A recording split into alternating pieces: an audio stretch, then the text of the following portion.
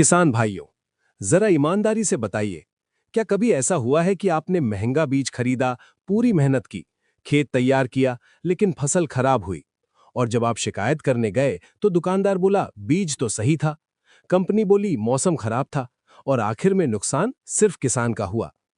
आज का वीडियो इसी सच्चाई से जुड़ा है।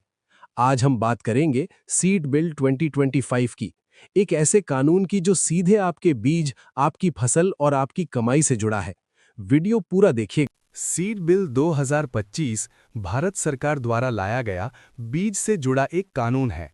इसका सीधा मतलब है देश में बिकने वाले बीजों पर सरकार के नियम लागू करना।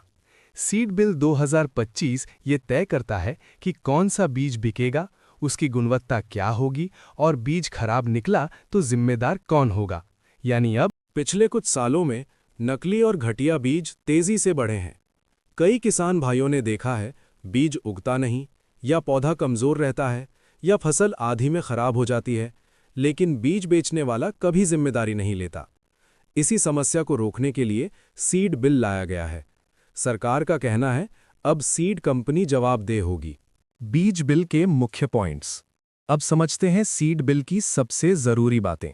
1. बीज का रजिस्ट्रेशन। अब हर बीज को सरकार के पास रजिस्टर करना होगा। बिना रजिस्ट्रेशन कोई भी बीज बाजार में नहीं बेचा जा सकेगा। 2. गुणवत्ता की गारंटी। सीड कंपनी को बीज की लिखित गारंटी देनी होगी, यानी अगर बीज ने काम नहीं किया तो कंपनी ये नहीं कह सकेगी कि हमारी गलती नहीं है। 3. किसान को शिकायत का अधिकार। अगर बीज खराब निकला और किसान को नुकसान हुआ तो किसान सरकारी अधिकारी के पास शिकायत कर सकता है। ये पहले बहुत मुश्किल था, अब थोड़ा आसान बनाया जा रहा है। 4. बीज की जांच और निगरानी। बीज की लैब टेस्टिंग होगी। सरकारी अधिकारी बीज की जांच करेंगे ताकि नकली बीज बाजार में ना आए। अब बात करते हैं सीड बिल के फायदों की। नकली बीज पर रोक, सीड कंपनी की जिम्मेदारी, किसान को कानूनी सुरक्षा, बाजार में बेहतर गुणवत्ता के बीज, धोखाधड़ी कम होने की संभावना। अगर ये कानून सही तरीके से लागू हुआ तो किसान को थोड़ी राहत जरूर मिले। लेकिन किसान भाइयों, हर सिक्के के दो पहलू होते हैं। सीड बिल को लेकर कुछ बड़ी चिंताएं भी हैं।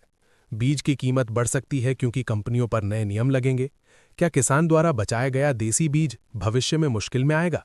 बड़ी सीड कंपनीज और मजबूत हो सकती हैं, छोटे व्यापारी बाहर हो सकते हैं। शिकायत की प्रक्रिया जमीनी स्तर पर कितनी आसान होगी, ये बड़ा सवाल है। आने वाले चैलेंजेस। सीड बिल का सबसे बड़ा चुनौती है इम्प्लीमेंटेशन, यानी इसे जमीन पर कैसे लागू किया जाएगा। अगर अधिकारी ईमानदार नहीं हुए, अगर किसान को पूरा सहयोग नहीं मिला, तो कानून कागजों तक सीमित रह सकता है। किसान को अपने हक के लिए जागरूक होना पड़ेगा। Final opinion. किसान भाइयों, सीड बिल 2025 पूरी तरह गलत नहीं है, लेकिन पूरी तरह सही भी नहीं है। अगर इसमें किसानों के हित में सुधार किए गए और इसे ईमानदारी से लागू किया गया, तो ये कानून किसानों के लिए फायदेमंद साबित हो सकता है। अब आपकी बारी है। आपको क्या लगता है, सीड बिल 2025 किसानों के पक्ष में है या कंपनियों के? अपनी राय कमेंट में जरूर लिखिए। वीडियो शेयर कीजिए ताकि हर किसान तक सही जानकारी पहुंचे।